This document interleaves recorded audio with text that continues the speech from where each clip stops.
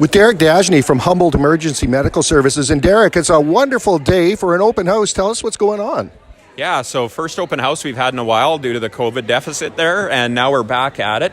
So we wanted to get out to the public during EMS week, held once a year in Saskatchewan, and just promote our paramedics, what we do, and what we do for our patients and the public. Mm-hmm. It's such an incredibly important service, not only for the people of Humboldt, but in the area as well. Tell us a little bit about what it takes to be an emergency medical responder. So in Humboldt, we are fortunate enough to have 3 levels of paramedics. We have primary care paramedics, intermediate care paramedics, and advanced care paramedics. So they're working on ambulance. They're giving emergency care. We do interfacility transfers as well here. And it can be a tough job like anything else in the emergency services or in healthcare right now. It can be challenging. Our numbers are going up by the year. They continue to climb and rise. We're busier than ever. We're fortunate enough to, in a lot of situations, always have 3 staffed ambulances on. Again, we do, like anywhere, have a bit of a staffing deficit, but we're doing okay there. But it's important on a day like today to get out to the public, show them what we do, what happens when we respond. Also enlighten them on a few medical issues that they need to be watching for and how timely those things are for us to get to them early and quickly. Excellent. And as you said, staffing deficits are not peculiar to Humboldt. It's happening across the province and, in fact, across the country.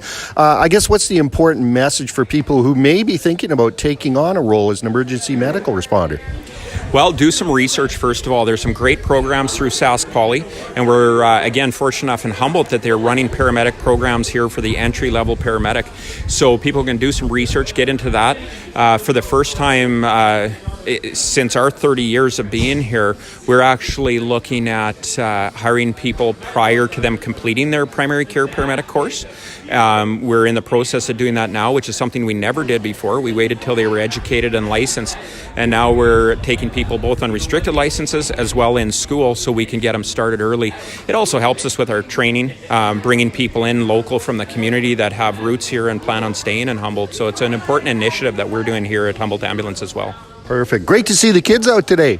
Yeah, it's a great way to connect with the community because they tell their parents, right? And if we start them young, educate them on how to call 911, when to call 911, important safety initiatives like wearing their bike helmets. We have child car seat inspectors on staff that can inspect car seats. We prefer not to go to some of these calls, so wherever we can interject early and teach early, that's definitely what we want to do.